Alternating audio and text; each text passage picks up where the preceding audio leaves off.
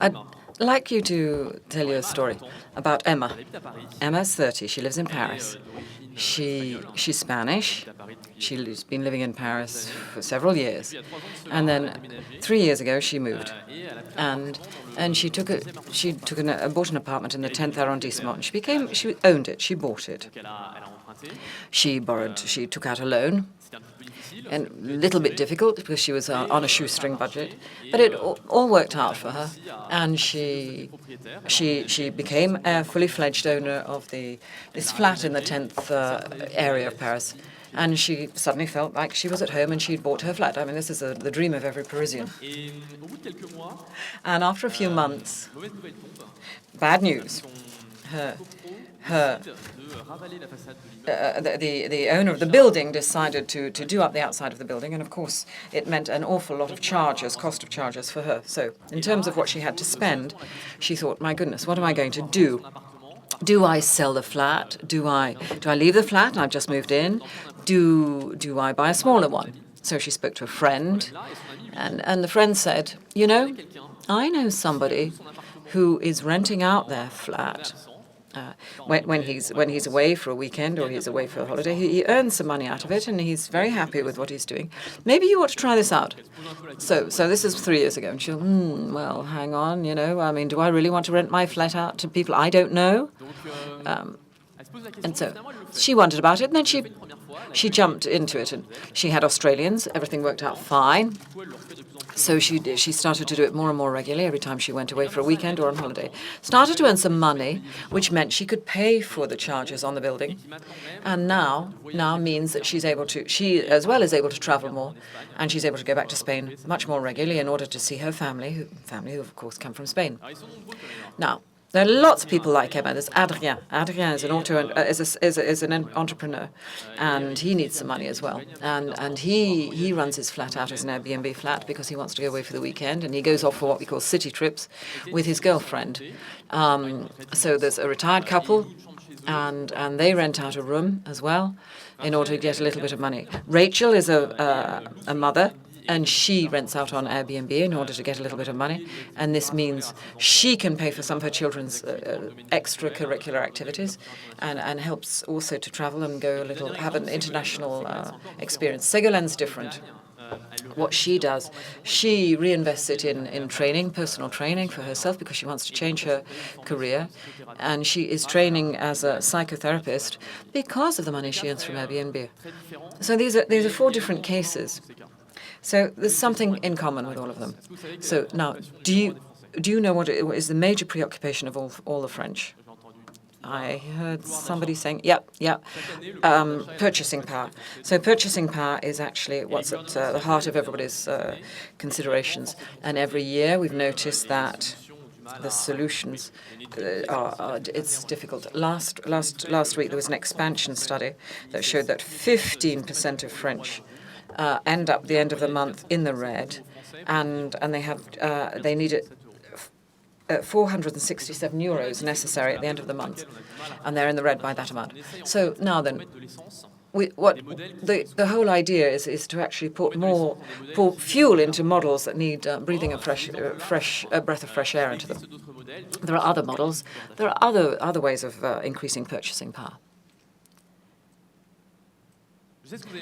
I know what you're going to say. You're going to say, but it's not suitable for everybody. Emma is a sort of hipster Parisian, but in fact, actually, she's quite like a lot of other people. Because if you look at Airbnb, we see that the average age on Airbnb is 37, actually, but on the other, a third are over 40. 43% have families. 43% have families. That's practically half. So we're a long way away from thinking these are single people or a young couple who go away traveling and what have you, and who just want to rent out their apartment. 60% actually earn less than the median average household income. So that's very interesting for them to have this extra purchasing. So there's more than 100,000 people. So we're just talking about Airbnb. Another recent study, showed that half half the French are using the collaborative economy. That means selling between individuals, private individuals, or renting between private individuals. And if you just think about BlaBlaCar, for example, which is co-sharing cars, that's still growing at an exponential rate. So half the French have been using this collaborative economy. Now, how much do they earn with this? So now we're talking about purchasing power. Let's have a look at some figures. So 300 euros seems to be the average. And for all those people that I've just shown you, they're all working in addition to this. So this is additional revenue. But 300 euros is significant because that's 30% of the average French wage. And it is four times more than the average increase in salary. So now if we go back to the 467 euros that I mentioned, and we said they're missing 467 euros every month in order to be able to live more comfortably, 300 euros is a great help to them. Now, how do these people use their money? So on Airbnb, so we've got 100,000 people who are using Airbnb. So that could be 100,000 different cases of people who are renting out. So practically half of this revenue is re-injected into current expenditure. That's what we saw with Emma. She pays her charges on the building, for example. So that means for people that they can keep the apartment and keep the current standard of living that they're enjoying. About a quarter of this revenue is used for holidays, so that means they can travel more. And the third thing, which I think is very interesting, is that a quarter of this revenue are re-injected into the economy in terms of professional projects or in terms of for professional reasons. So 2 or 3 years ago, François Hollande had a young group of entrepreneurs come to meet him at the Élysée Palace, and called them Muji, which actually was called the name of the group promoting these youngsters. And at one moment they said, "No." He said, "How do you finance your startups?"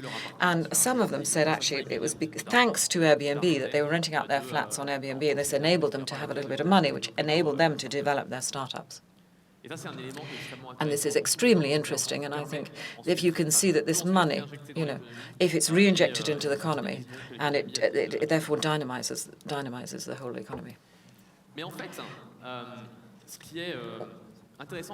What is interesting is that it's not just a matter of money when we talk to the people who rent out. There's something else. I met somebody else recently called Cécile. Cécile lives in Levallois in the Paris suburbs, and she rents out her flat. And she has a flat with 2 rooms. She's 65, recently retired, and her son has left home in order to go pursue his studies. So all of a sudden, she found herself with an empty room at home, and she's alone. So her son said, "Hey, look, you can rent out my room. I'll come back for weekends, but rent out my room during the week, and rent it out when I'm not around."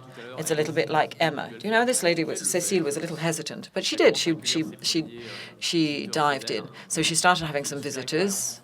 And had a great experience, and also started earning a little bit of money, which helped out her retirement.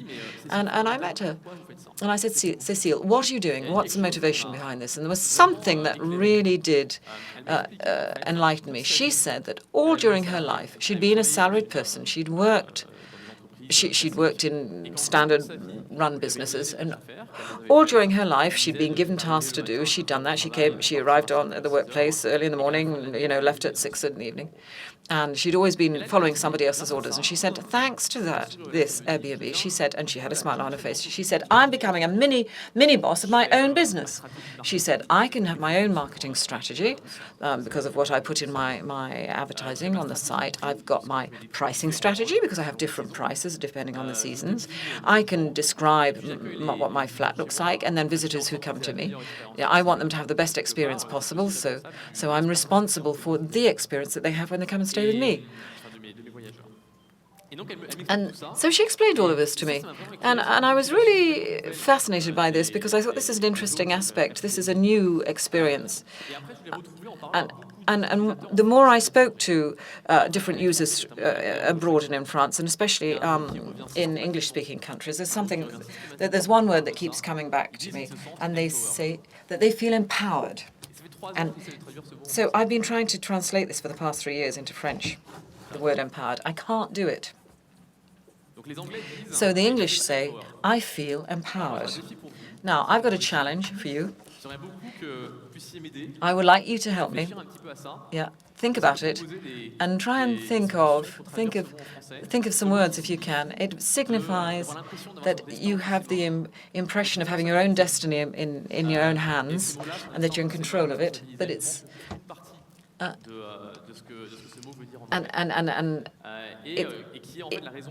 it's one of the fundamental reasons for which the Airbnb renters continue, and the other people who are involved in the collaborative economy use these sort of services, and it's one of the vital things that underpins it. And I'll be available afterwards if you have any suggestions for me. I'd love to hear any ideas you might have. Okay, thank you very much.